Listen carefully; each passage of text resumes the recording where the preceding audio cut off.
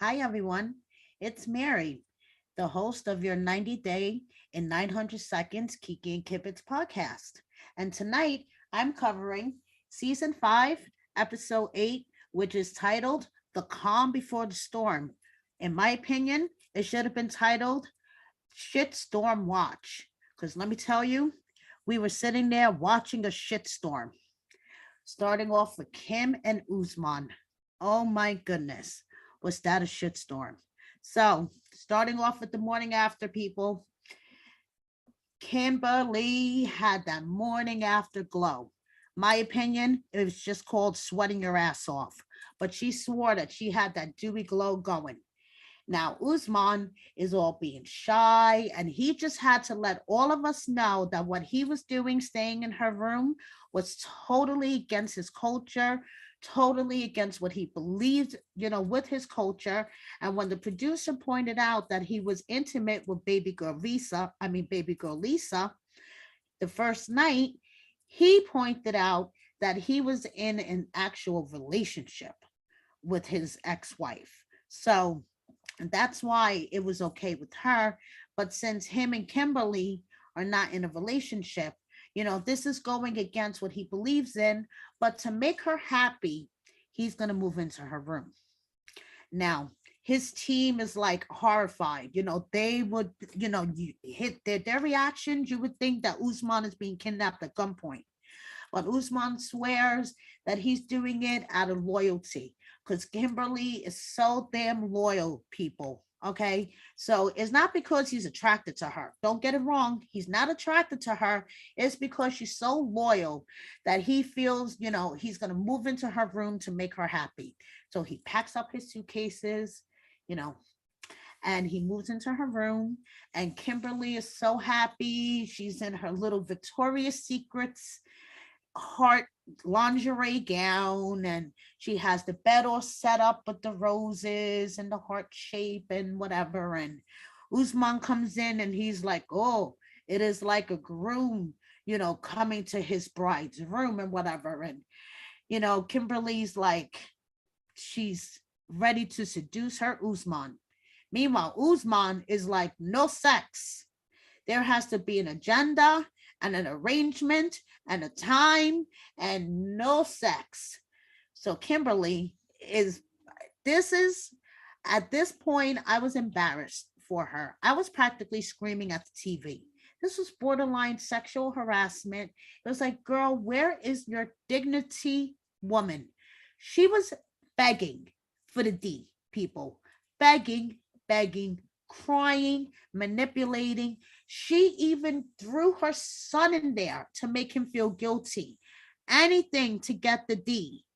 And it was disgusting, people. I mean, like, come on, Kimberly. You are a grown ass woman in your 50s. Why are you begging this man for some dick? He doesn't want to give it to you. Fuck him. Not literally. Fuck him.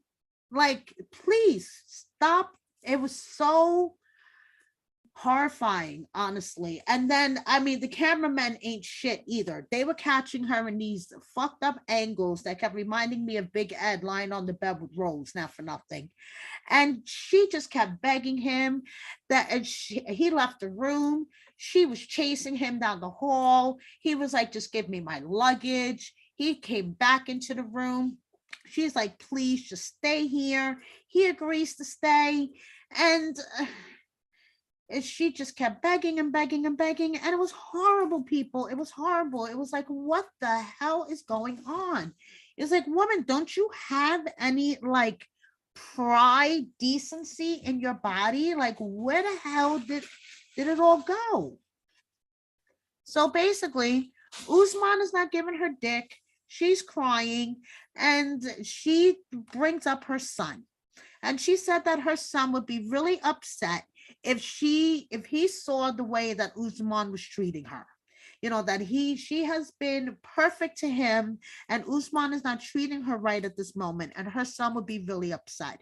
And I get that Usman got really angry, and that was a really manipulative move on her part, and that was fucked up, Kimberly. That was fucked up. You embarrassed yourself, woman. That's all I gotta say. You embarrass yourself. So moving on to someone else who embarrass him, excuse me, embarrasses himself. Ben and Mahogany. So Ben gets on the plane. Mahogany stopped texting him altogether after she told him that her father didn't want him to come because he, doubted his intentions. Let me tell you, even if Mahogany was real, if I was Mahogany's father, I would not want Ben to come because he would be probably about my age. So I would not want that man to come and be anywhere near my daughter. But we all know Mahogany's not real. So anyway, he is getting ready to land. He even prepared this whole corny speech in Spanish for when he meets his true love. Gets there. She still hasn't responded to any texts. He gets to the meeting point, the taxi area. It's like this big clusterfuck of people and cabs and stuff. And he's standing there waiting and waiting. 20 minutes later, she doesn't show up. And he realizes that she's not going to show up. And guess what? You are foolish and stupid, Ben, and you're a pervert. You are 52 years old or whatever the fuck, and you're chasing this girl that may or may not be 22 or 24. And when asked who would you date in the 90-day fiance franchise, you said Stephanie, who is 29. You're a fucking pervert. So anyway, he decides that he's going to go to the hotel and he's going to get over this thing of being stood up. So he gets in the cab. He starts talking to the cab driver, and even the cab driver, who maybe speaks about 10 sentences of English, knows that he's a dumbass. He gets to the hotel, and according to him, there's maybe about a 3% Mahogany is a catfish. So according to him, there's about a 3% of him being a dumbass. According to the rest of us, there's about a 99.9%. So it's all her dad's fault, damn it. If it wasn't her dad influencing her, Mahogany would have met him and everything would have wound up happily ever after. I don't know about you people, but he's a fucking creep. Moving on. Shit show. That is a shit show. We're going to see the shit show explode next week when he goes to meet Mahogany and she doesn't show up. Moving on to the next shit show, Mike and Jimena. You know, I don't want to call this a shit show because I really want this to work out for Mike, because Mike is the only one that I really like this season. He's such a nice fucking guy.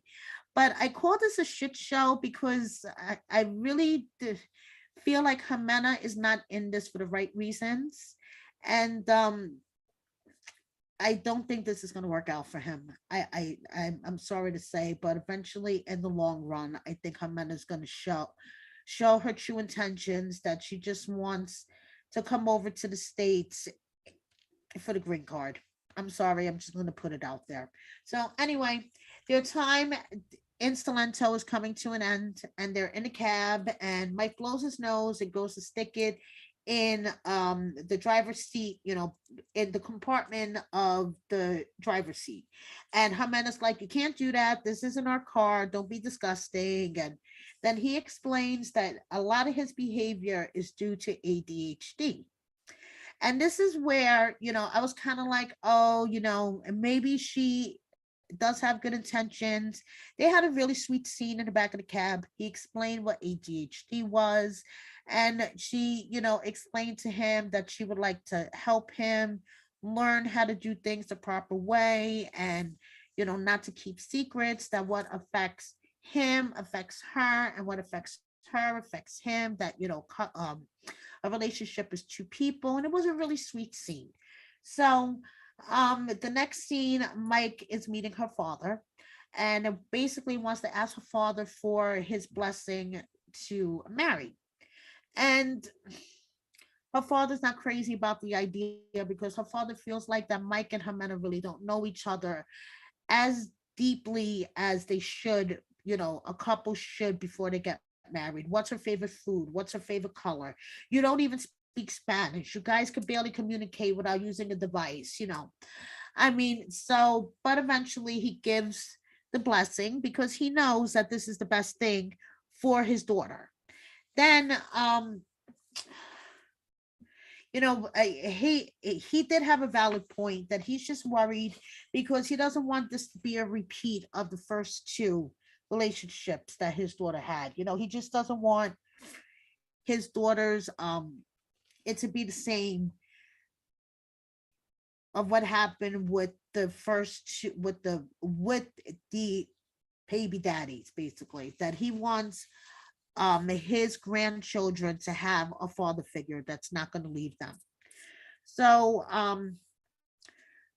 basically, Mike is planning a dinner to propose to Jimena, and Jimena's nervous. It's his last night there. He's going to leave the next day. He's going to take the whole family out to dinner. And, Jimena's nervous about the proposal because she's like, what if he proposes to me? I care about him, but there's a lot of things that I don't like about him. And she doesn't want to be a replacement for his mother, basically. And her family member pointed out that basically Mike is the best thing that could happen to her. And going to the States is the best opportunity for her children. And Jimena's like, maybe it's time for me to not only think about myself, I should think about my children. So I feel like this is a shit show brewing. Let's see what happens. Now, speaking of a shit show, Caleb and Alina. Now, this is supposed to be Alina's last episode because 90 Day Fiancé editors are busy cutting her out of the rest of the season because she was fired for her racist comments. So I'm going to do about 60 seconds on the recap. Basically, Caleb was still upset that Alina lied to him about living with her ex while she was talking to him. Elijah was leaving. I like Elijah's suit, nice fashion. They went to a Turkish bath. Does Matt Shaw Productions or TLC have like a contract with Turkish baths in Turkey? Because Darcy and Stacy, Stephen and Alina from last season, and now Caleb and Alina all went to Turkish baths. Did they get like a mass contract or something? Just wondering. So they went to a Turkish bath. Caleb decided that he was going to let the whole Alina keeping the secret thing go, but Alina keeps pushing because she needs to know what's going to happen. Anyway, bye, Alina. Bye with your racist self. And my notes during this segment is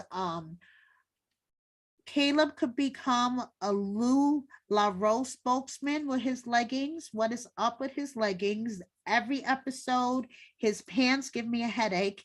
And in the scene where Alina was in the hotel room bed and Caleb was sitting in the chair, his leggings were clashing with the painting on the wall and the lampshade and the wallpaper behind Selena. The whole thing was giving me like a psychedelic headache. Um, I don't know. Caleb is willing to give, this thing a whole good college try, but unfortunately, well, should I say, fortunately, us as viewers, we don't have to watch them anymore. But I have a feeling, and mark my words on this, people, you're going to hear it from me first. Caleb will be on the next season of Single Life because he got screwed and they will cast him on the next season of Single Life. Mark my words, people. This will not be the last time that we will see Caleb. Moving on to a shit show brewing. Oh boy, and is this the biggest shit show brewing, people? Jasmine and Gino. So they're going off on their expensive holiday. It is San Jose Island, 50 miles south of the Panama coast. So when they first get there, they go to the airport and Gino actually takes off his hat. We get to see Gino's head for the first fucking time. Fucking hysterical. So the only way you could get to the island is on a little private plane. They get there and Jasmine is just like overwhelmed by like the beauty and the luxury. And she realizes that if it wasn't for Gino, she wouldn't be able to experience all this. And she has been such a bitch to him that she is lucky that she is able to experience all this, because any other guy would have probably told her to go fuck herself and would have went back home already. So, anyway, she's just like looking at the view and she's getting emotional, and she tells Gino, I'm so lucky to have you because I've just shown you the worst side of my personality, and I just wanted to let you know that I love you and I trust you and all this other great stuff. Cut to the next scene, and Jasmine is like, I'm not the type of person to stay calm. Yeah, no shit, girl. You're telling me you're not the type of person to stay calm. She's like, but I got a message from one of Gino's exes telling me that Gino's still in contact with her. So instead of exploding, I blocked her and I'm going to have a calm conversation with Gino. So she starts, talking to Gino, and she tells him about the message. And immediately, Gino looks like he's going to shit his pants. And that motherfucker did something wrong. And it turns out that he has been in communication with his ex. And it turns out, and we're going to find out more next week, but unfortunately, or should I say fortunately for us, the messages have been leaked on the internet.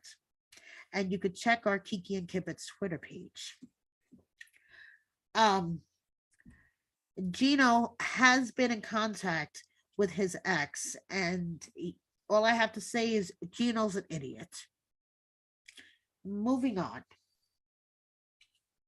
Jasmine should eat him for lunch. That's all. We just finished talking about this, my podcast partner and I, for Love During Lockup, about sending nudes. And but Jasmine was sending nudes to somebody that she was in a relationship with, and Gino sent them to his ex. I mean, I can't wrap my mind around that. Why would you send your girlfriend's nudes to your ex? Like, what the fuck is wrong with you? I mean, I think Jasmine's reactions were warranted. And, something? Fuck you, Gino. And let's just see what happens next week. I hope she eats him for lunch. That's my opinion. So, moving on to the last shit show of the evening, Ella and Johnny.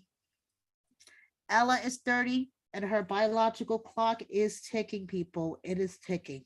So she's a cow whisperer apparently, and the cows aren't listening to her anymore. So that should tell her something. So anyway, she is now thinking of going to Dubai to meet Johnny, because that is the way that she is going to really see if this is real. She needs to see him in person, people. She needs to touch him, hug him, kiss him. So, assuming that Johnny keeps his word and goes to Dubai, she's going to show him that she is going to take as much risk as he is, as she's going to travel to Dubai and see him in person. But the problem is she has a car payment, she has a house payment, she has all these other expenses. So how is she gonna do all this? Mom and dad, can you help? And her mom is like, well, I guess so, we're going to Dubai, even though mom and dad don't think it's a good idea, but her clock is ticking and we have to watch this shit show unfold. So that's it, people. Let's see what happens next week. Thank you for watching my recap. Please subscribe if you don't already, and have a good night. Bye.